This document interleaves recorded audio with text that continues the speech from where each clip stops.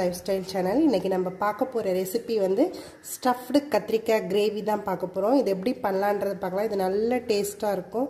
White ரைஸோட key வச்சு இந்த மசாலா போட்டு சாப்பிடும்போது சூப்பரா இருக்கும். இது எப்படி பண்ணலாம்ன்றது பார்க்கலாம். ஸ்டஃப்டு கத்திரிக்காய் பண்றதுக்கு நம்ம வந்து ஒரு மசாலா ப்ரிப்பேர் பண்ணோம். அதுக்கு வந்து நான் கொஞ்சமா தனியா எடுத்துக்கிறேன். நம்ம தனியா எவ்வளவு எடுத்துக்கிறோமோ அதுல பாதி அளவு கடலைப்பருப்பு எடுத்துக்கணும். கடலைப்பருப்பு ஆட் பண்ணிட்டேன். ஒரு 1/4 ஸ்பூன் வந்து சீரகம் ஆட் பண்ணிக்கிறேன். சோம்பு 1 ஸ்பூன் ஆட் பண்ணிக்கிறேன். 1/4 ஸ்பூன் வந்து மிளகு ஆட் பண்ணிக்கிறேன். இது நல்லா நம்ம ட்ரை ரோஸ்ட் பண்ணி எடுத்துக்கணும். ஒரு துண்டு வந்து பட்டை சேர்த்துக்கிறேன். இதையும் நல்லா ட்ரை ரோஸ்ட் பண்ணி எடுத்துக்கலாம். இது கூடவே நான் வந்து ஒரு 7 வந்து வத்த மிளகாய் சேர்த்துக்கிறேன். இது கூடவே நான் ஒரு 7 வத்தல் மிளகாய் வந்து சேர்த்துக்கிறேன். இது நம்மளோட காரத்துக்கு தகுந்தபடி நம்ம சேர்த்துக்கலாம். இதையும் நல்லா ட்ரை ரோஸ்ட் பண்ணி எடுத்துக்கலாம். இது நல்லா ட்ரை ரோஸ்ட் ஆயிடுச்சு. இது நல்லா நம்ம கூல் பண்ணிவிட்டு இது நல்லா ஃபைன் பவுடராக அரைச்சி எடுத்துக்கலாம். இந்த ஸ்டஃப்டு மசாலா பண்ணுறதுக்கு நான் முதல்ல வந்து பேனில் கொஞ்சம் எண்ணெய் எடுத்து ஹீட் பண்ணிக்கிறேன். எண்ணெய் நல்லா ஹீட் ஆயிடுச்சு. ஆனியன் இதில் ஆட் பண்ணிக்கிறேன்.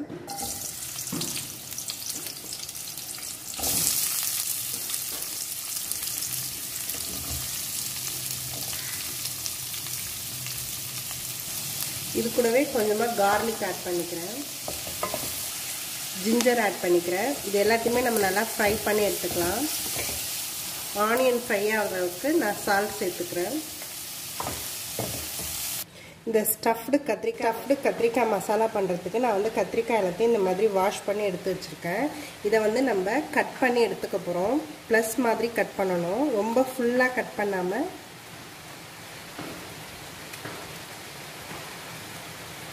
இந்த மாதிரி எல்லாத்தையுமே நம்ம கட் பண்ணி எடுத்து வச்சுக்கலாம். நான் எல்லாத்தையுமே இந்த மாதிரி கட் பண்ணி எடுத்து வச்சுருக்கேன். இதிலே நான் வந்து தண்ணி ஆட் பண்ணி வச்சுக்கிறேன். ஏன்னா கலர் மாறிடுங்கனால தண்ணி ஆட் பண்ணிக்கிறேன். இது நல்லா கிளாஸி எஃபெக்ட் வந்துருச்சு. இந்த ஆனியன் எல்லாமே இந்த அளவுக்கு வதங்கினா போதும். இதை நம்ம ஆஃப் பண்ணிக்கலாம். நம்ம இந்த ட்ரையாக வறுத்த எல்லாத்தையும் நல்லா இந்த மாதிரி பொடியாக அரைச்சாச்சு. இந்த நல்லா ஃபைனாக அரைச்சது கூடவே நம்ம வந்து இந்த வதக்கி வச்ச வெங்காயம் பூண்டை வந்து இதிலே சேர்த்து நம்ம நல்லா பேஸ்ட்டாக அரைச்சி எடுத்துக்கலாம். இது நல்ல ஃபைன் பேஸ்ட்டாக அரைச்சி எடுத்துக்கணும். இதே நல்லா ஃபைன் பேஸ்ட்டாக அரைச்சி எடுத்தாச்சு. நம்ம இப்போ இந்த மசாலா எல்லாத்தையும் இந்த கத்திரிக்காயில் ஸ்டஃப் பண்ணி வைக்கலாம்.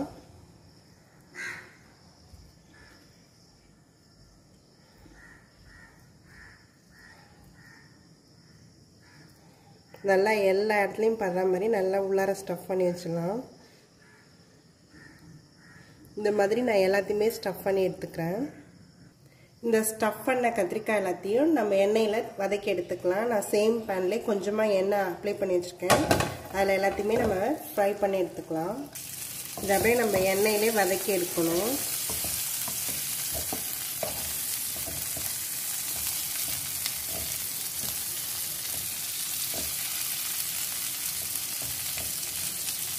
இதை நான் அப்படியே ஒரு 5 மினிட்ஸ் வந்து க்ளோஸ் பண்ணி வச்சிடுறேன். இது நல்லா ஒரு 5 to 10 மினிட்ஸ் ஆயிடுச்சு. இது வந்து நம்ம எடுத்துடலாம் எல்லாத்தையுமே.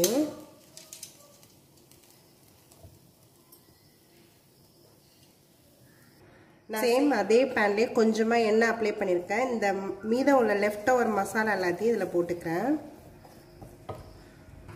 இந்த லெஃப்ட் ஓவர் மசாலா எல்லாத்தையுமே நமக்கு லைட்டாக வதக்கிக்கலாம். நான் இந்த மசாலாவில் கொஞ்சமாக சால்ட் ஆட் பண்ணியிருக்கேன். நான் ஆல்ரெடி ஆட் பண்ணியிருக்கேன். பத்தலைங்கிறதுனால இப்போ ஆட் பண்ணிக்கிறேன். இது நான் நல்லாவே வதக்கிட்டேன். இதில் கொஞ்சமாக தண்ணி ஆட் பண்ணிக்கிறேன். இந்த மசாலாவை நான் க்ளோஸ் பண்ணி வச்சிடுறேன். ஒரு 2-3 மினிட்ஸ் இது நல்லா கொதிச்சா போதும். இது 5 மினிட்ஸ் ஆயிடுச்சு. இது நல்லா கொதிக்க ஆரம்பிச்சிச்சு இந்த மசாலா. இதில் வந்து நம்ம இந்த ஃப்ரை பண்ணி எடுத்து வச்ச எல்லா கத்திரிக்காயையும் இதில் ஆட் பண்ணிக்கலாம்.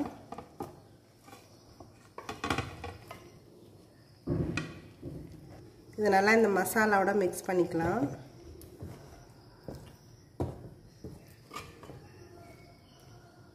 இந்த கத்திரிக்காயெல்லாம் ஆல்ரெடி நமக்கு 3/4 வந்து வெந்துருச்சு. இன்னும் ஒரு 1/4 தான் இது வேகணும். இதை க்ளோஸ் பண்ணி வச்சிடலாம். ஒரு 2-3 மினிட்ஸ் கழிச்சு இதை ஓப்பன் பண்ணலாம்.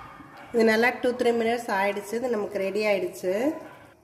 நம்மளுக்கு நல்லா இந்த கத்திரிக்காய் எல்லாமே வெந்துருச்சு. இந்த எண்ணெயும் தனியாக பிரிஞ்சு வர ஆரம்பிச்சிச்சு. இது இப்போ ரெடி ஆகிடுச்சு.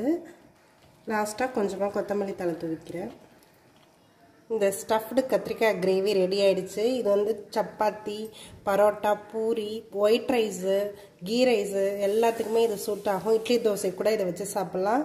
இது எல்லாத்த விட கீ ரைஸ்க்கு இது சூப்பராக சூட் ஆகும். இது நீங்களும் ட்ரை பண்ணி பாருங்கள். என்னோடய வீடியோஸ் எல்லாத்தையும் பாருங்கள். மறக்காமல் எங்கள் சேனலை சப்ஸ்கிரைப் பண்ணுங்கள். தேங்க்யூ ஃபார் வாட்சிங்.